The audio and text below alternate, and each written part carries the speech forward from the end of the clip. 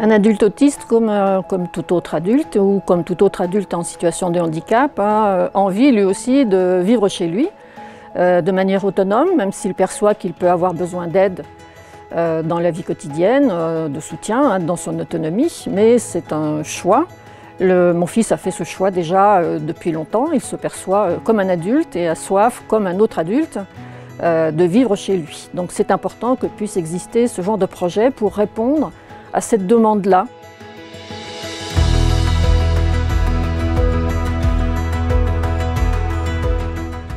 Moi je suis content, j'ai eu hâte de venir, d'habiter ici, en avril 2022, quand je ne pourrai plus habiter chez ma mère.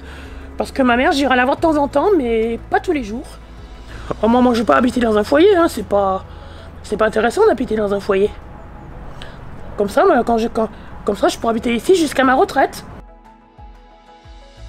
C'est un projet qui est né il y a 12 ans, de la volonté de plusieurs parents de chercher comment ils pourraient vivre de manière autonome dans un appartement avec un accompagnement pérenne pour les aider dans leur autonomie.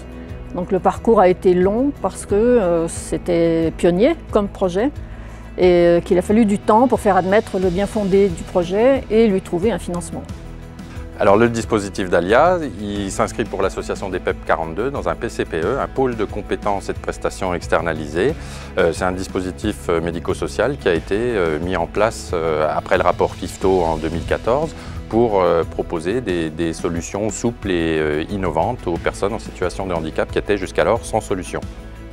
La particularité de Dalia, c'est de proposer un accompagnement souple, personnalisé et adapté à chacun des adultes en situation de handicap accompagné, qui permettent pleinement l'exercice de leur pouvoir d'agir et de leur autodétermination, et ça en plein cœur de la cité à Saint-Étienne. Dès le départ, pour les PEP 42, la complexité des réponses à apporter aux adultes en situation d'autisme et parfois le défaut de réponse nous a amené à penser qu'on ne pouvait pas répondre seul et qu'il fallait s'associer avec des partenaires, tous experts chacun dans leur domaine, pour apporter la meilleure réponse possible.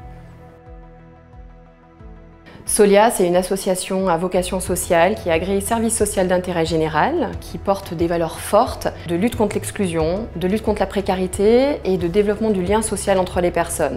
Le projet Dalia, c'est un projet qui répond en tout point à ces valeurs.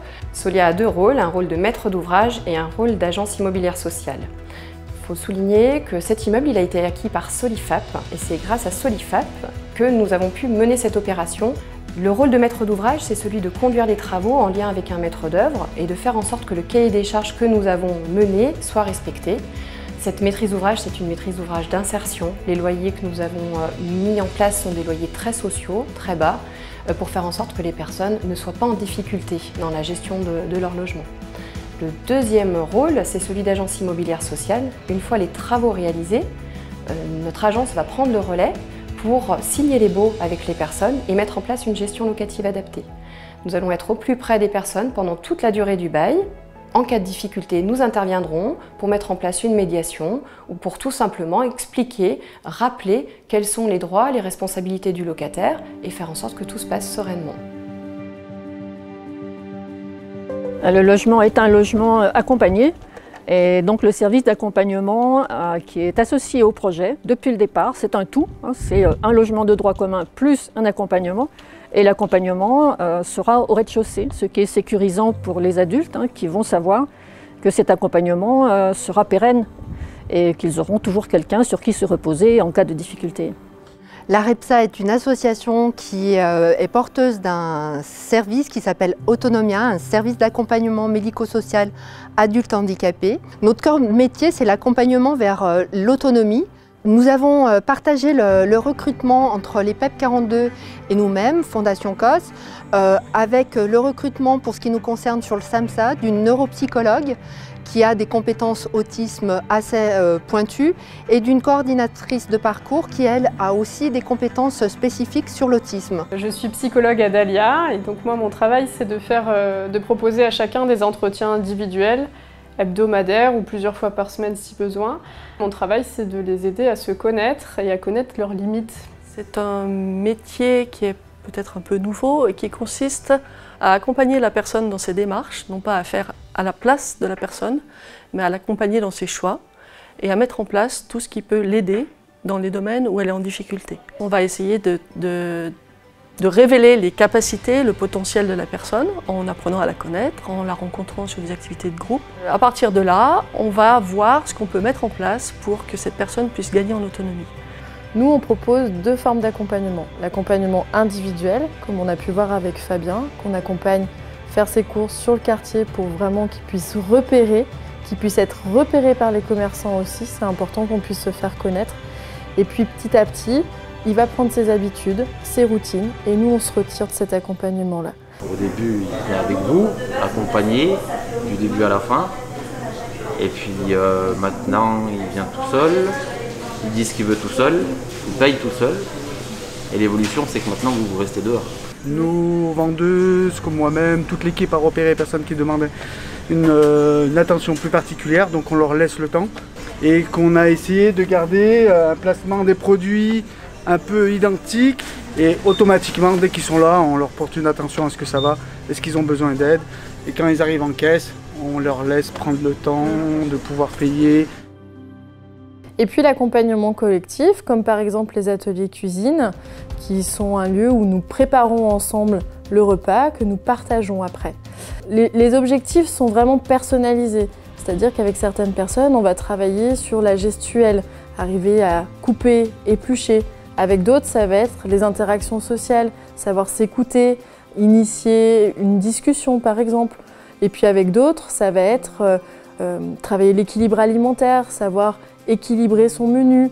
Et tout ça, ce sont les outils nécessaires à la vie autonome dans un logement. Alors, je m'appelle Alice, j'ai 20 ans, je suis autiste, diagnostiquée en 2018. Je ne suis pas totalement indépendante à cause de mon syndrome de fatigue chronique et de mon autisme, ce qui fait que du coup, j'ai besoin d'une aide assez présente au quotidien. En général, les autistes, ils ont du mal à sortir de chez eux, à sortir de chez leurs parents. Et ils ont aussi du mal à comprendre qu'il y a à prendre l'indépendance. Parce que du coup, il y a un changement d'habitude entre le fait de ne rien faire chez ses parents et d'être nourri, logé, blanchi, et le fait de devoir mettre en place toute une série de scénarios pour pouvoir avoir une vie autonome. Donc forcément, avoir des gens sur place qui peuvent aider au moindre pépin, c'est un vrai plus. Et en plus, le fait d'être entre personnes autistes, ça aide aussi, puisque j'imagine qu'on aura différentes problématiques ensemble et on aura tous des points forts, des points faibles, et que certains peut-être pourront s'entraider au sein du logement. Le fait d'être présente dans la résidence, ça me permet de mieux les observer en situation aussi, et donc de pouvoir proposer des remédiations, des adaptations. Donc c'est intéressant de pouvoir voir leurs habitats aussi et de les aider sur place. Donc nous, c'est vrai qu'Adalia vise des personnes autistes qui ont un besoin de logement avant tout, et ce qui va conditionner le besoin d'accompagnement, c'est les capacités fonctionnelles, donc de capacité à fonctionner dans la vie quotidienne. Donc dans nos locaux, il y aura 3 bureaux pour les professionnels, mais aussi une salle d'activité, donc une salle un peu multifonction qui servira pour notre salle de réunion, et aussi un peu de salle de groupe pour eux, et de stockage de matériel aussi qui pourront venir essayer, donc une sorte de labo où ce qui est en projet, c'est que les gens puissent essayer divers outils d'électroménager pour voir ce qui leur convient le mieux au quotidien. Les personnes autistes ont des problèmes de programmation des gestes et c'est important pour eux de trouver les bonnes solutions.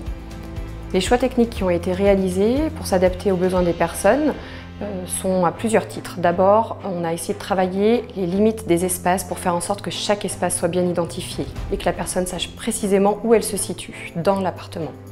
La deuxième chose, c'est un plancher chauffant qui permet effectivement de ne pas avoir de manipulation à faire et que la personne ne soit pas obligée de gérer les dysfonctionnements qui pourraient apparaître. Troisième chose, on a aussi travaillé l'aspect phonique. Le bruit peut être quelque chose de très dérangeant pour les personnes qui sont atteintes de troubles autistiques. Et l'objectif est qu'elles se retrouvent un petit peu dans un cocon et qu'elles ne soient pas perturbées par les bruits extérieurs. Alors pour moi, accéder à un logement, c'est accéder à une indépendance que tout être humain est censé avoir à un moment donné dans sa vie. Puisque tout être humain doit avoir une maison, à un moment donné, un endroit où se poser. C'est quelque chose que j'appréhende en attendant d'avoir hâte parce que c'est tout de même un vrai changement. Mais je suis suivie pour pouvoir accéder à ça. Quand je serai ici, je pourrai aller à la boucherie, aller chez le fromager, aller chez le traiteur, aller chez le primeur, aller à la boulangerie chercher le pain, aller au casino, aller au marché le samedi matin. Ce qui me plaît, c'est d'habiter ici.